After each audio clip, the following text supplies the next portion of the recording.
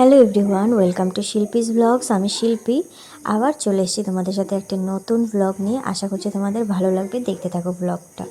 তো আজকের ব্লগটা দুপুরবেলা থেকে শুরু করেছি। দেখো, দুপুরবেলা বলতে এখন মোটামুটি 12টার মতো বাজে।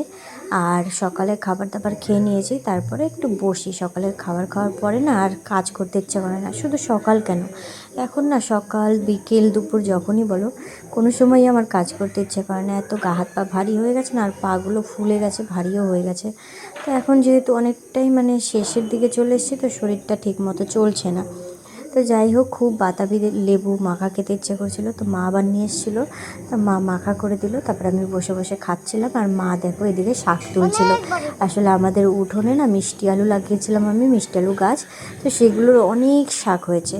তো তুলতে তুলতেই না আবার ভরে যায়। আর আমার না এখন শাক পাতা খেতে খুব একটা ভালো লাগে না, একটু ঘেন্না ঘেন্না লাগে।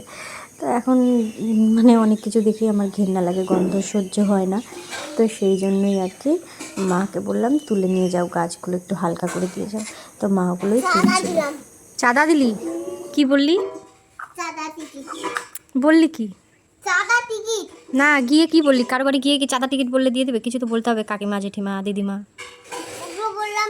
কিভাবে ডাকলি? তারপরে তারপরে তারপরে আসলো। তারপরে কি বললো? তারপরে তারপর টিকিট দিলি? কেউ বললো না টিকিট নিব না? সবাই বললো অনেকগুলো নিবে না। কয়টা করে নিল? একটা একটা করে। আমাদের এই জায়গাগুলোকে জীবন কৃষ্ণ একটা করে টিকিট দিতে হচ্ছে। তাই? তোকে বললো না এত বড় বাচ্চাটা টিকিট কাটতে আসছে? হ্যাঁ। তারপরে বলেনি? চাঁদা খাইতে খাইতে শেষ আজকে আমি। চাঁদা কাটে কাটে শেষ? হ্যাঁ। কে বলছিল বড় লোকগুলোর সাথে যাইতে চাঁদা কাটতে? হ্যাঁ, পাকা বাচ্চাদের মতো।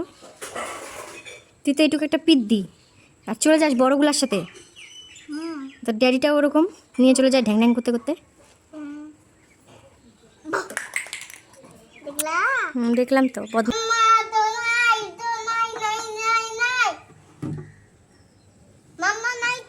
মাম্মা কোথায় গেছে? তাহলে এটা কি? এটা ড্যাডি। আর এদিকে দেখো, আমার ছেলে গিয়েছিল ওর বাবার সাথে চাঁদা তুলতে আমাদের পাড়ার কালী পুজোর। আর ওগুলোই ও গল্প শোনাচ্ছিল। দেখো এসে একদম পাকা বুড়া একটা। তো ওর বাবা তো স্নান করতে গিয়েছে, আর আমার ছেলেকেও স্নান করিয়ে দিয়েছে, আমার মাও চলে গিয়েছে বাড়িতে।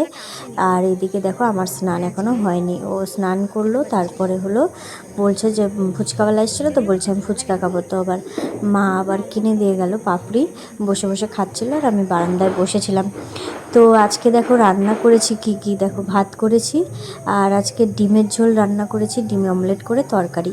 আর এদিকে মা করে দিয়ে গেছে হচ্ছে শাক ভাজা, আর ওই যে শাক তুললো না ওগুলোই, আর শুটকি মাছ বাটা। তো শাক ভাজাটা আমার একদম ভাল লাগছিল না, ঘৃণা লাগছিল, কিন্তু একটু জোর করে খেলাম। তো আবার দেখি ভাল লাগছে, আমি না রান্না করতে পারছি না, আর রান্না করলে খেতে ইচ্ছা করছে না, এরকম টাইপের। তো মা বললো আমি একটু রান্না করে দিয়ে যাই, যদি ইচ্ছা করে খাস, না হলে ওরা খাবে। তো আমি আবার একটু খেলাম, দেখলাম ভালোই লাগছে। তাই এখন কোনটার প্রতি ঘৃণা লাগে, কোনটার কী হয় কিছুই না বলা মুশকিল। যাই হোক, তারপরে বিকেলে খাওয়া দাওয়া করে ঘুমিয়েছিলাম। তারপরে ঘুম থেকে উঠেই দেখো ছেলেকে পড়তে নিয়ে যাচ্ছিলো। আর আমার ছেলে তো অনেকদিন স্কুল পড়াশোনা এগুলো বাদ দিয়েছিল, পুজোর জন্য আবার শুরু হয়েছে।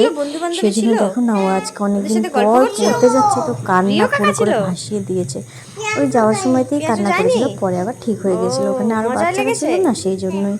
তো আসার সময় আবার রাত্রেবেলা ওর বাবা যখন কাজের থেকে বাড়ি আসছিল, ওর বাবা নিতে গিয়েছিল। তো ওর বাবা আবার রাত্রে ওকে নিয়ে আসছে বাড়ির থেকে, পড়ার থেকে। তো এই দেখো এসেই কত গল্প করছে আমার সাথে, ও কে এসছে কি না। তাই? কি বলছে? হ্যাঁ, কথা বলবি না কারোর সাথে বলেছে? তাহলে বলবা না কথা, পড়াশোনা করতে গিয়ে অত কথা বলার কি আছে? পড়াশোনা করবা, বাড়িতে চলে আসবা। শুনলাম আমি গোটা ক্লাসে বাইরে থেকে শুনতেছি কি যে গল্প করে এই জানে, বলে ও রিঙ্কি বলতে বলে এত কথা। তো তারপরে দেখো চা বসিয়েছি, এখন আমরা 3জন মিলে চা আর মুড়ি মাখা খাবো।